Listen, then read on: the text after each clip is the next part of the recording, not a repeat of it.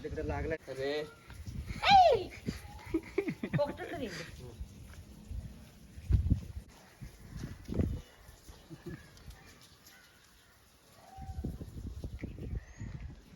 आने वालों को पूरा चेक करके क्या क्या है ऐसा।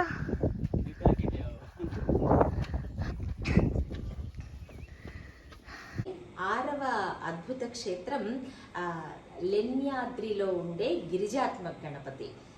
లెన్యాద్రి అసలు ఆ గుడికి వెళ్తేనే మనం లైఫ్లో మర్చిపోలేని క్షేత్రాలు ఏదన్నా ఉందంటే లెన్యాద్రి అండి. మనం జీవితంలో ఎన్నో చూస్తాం కదా, ఇది 307 మెట్లు ఎక్కాలండి.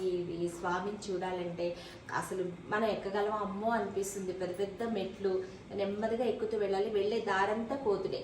అది ఎన్ని చెక్ చేసి మరీ పంపిస్తే మనం చాలా హైట్ ఉన్నాయి మెట్లు. అమ్మో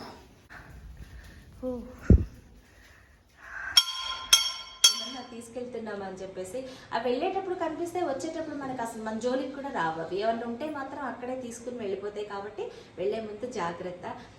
మీరు అజంతా ఎల్లోరా చూసుంటారు కదా, అంతకు మించిన అందమైన గుహలు అనమాట ఇవి. 18 గుహలు ఉంటాయండి లైన్గా. అందులో 8వ గుహలో ఈ గిరిజాత్మక గణపతి ఉన్నాడు. గిరిజ అంటే మీకు తెలుసు కదండి, అమ్మవారి పేరు, అమ్మవారి పుత్రుడు కాబట్టి గిరిజాత్మకుడైన గణపతి. సో ఆయన దర్శనమే అద్భుతంగా ఉంటుంది. ఆ చంద్రుడి కిరణాలు డైరెక్ట్గా స్వామి మీద పడుతూ ఉంటాయన్నమాట. కిరణాలు, సూర్యచంద్ర కిరణాలు డైరెక్ట్గా స్వామివారిని తాకుతూ ఉంటాయి. సాక్షాత్తు అమ్మవారి సంతానం కోసం ఆ గుహలో 12 సంవత్సరాలు తపస్సు చేస్తే స్వామి పుట్టారు కాబట్టి ఆయనకి ఆ పేరు గిరిజాత్మక గణపతి అని వచ్చిందని మాకు అక్కడ గుళ్ళో పూజారి గారు చెప్పారండి. మేము వెళ్ళిన ప్రతి చోట ఆ స్థల పురాణం, ఆ మహత్యం వాటి గురించి నేను అడుగుతూ ఉంటానన్నమాట. సో నాకు ఆయన పూజారి గారు అది చెప్పారు. అసలు ఎంత మొత్తం ప్రకృతి సౌందర్యంతో అద్భుతమైన క్షేత్రం అనమాట.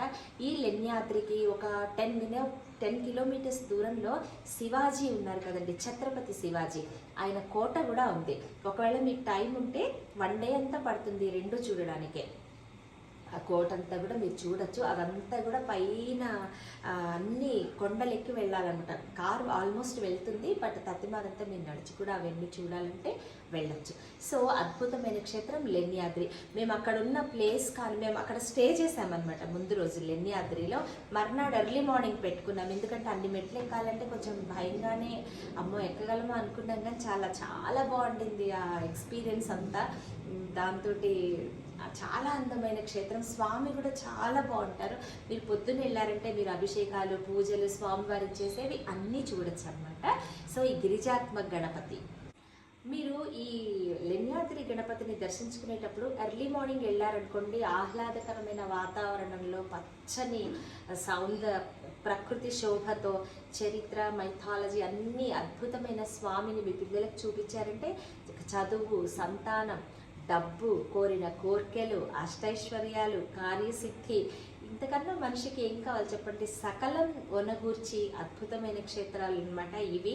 కాకపోతే మీరు మనస్ఫూర్తిగా దర్శించాలని కోరుకున్నప్పుడు మాత్రమే ఆయన అనుగ్రహం కలుగుతుందండి. కొంతమంది మీకేముందంటే మీరు బాగానే వెళ్ళొచ్చారంటారు, ఎవరు అలా వెళ్ళలేరండి. మనస్ఫూర్తిగా దండం పెట్టుకుని మీకు మనస్ఫూర్తిగా వెళ్ళాలనుకుంటే భగవంతుడు ఏదో రూపంలో ఆయన్ని తీసుకెళ్తారండి, మిమ్మల్ని ఖచ్చితంగా అవన్నీ చూపిస్తారు అనేది నా ఎక్స్పీరియన్స్. అందరూ డబ్బున్న వాళ్ళే ఈ తీర్థయాత్రలు చేయరండి. స్వామి అనుగ్రహం, మన మనోసంకల్పం ఉంటే స్వామి తప్పకుండా ఎక్కడికైనా ఆయన దగ్గరికి ఆయనే పిలుచుకుంటారు. ఇది నా ఎక్స్పీరియన్స్తో చెప్తున్నాను.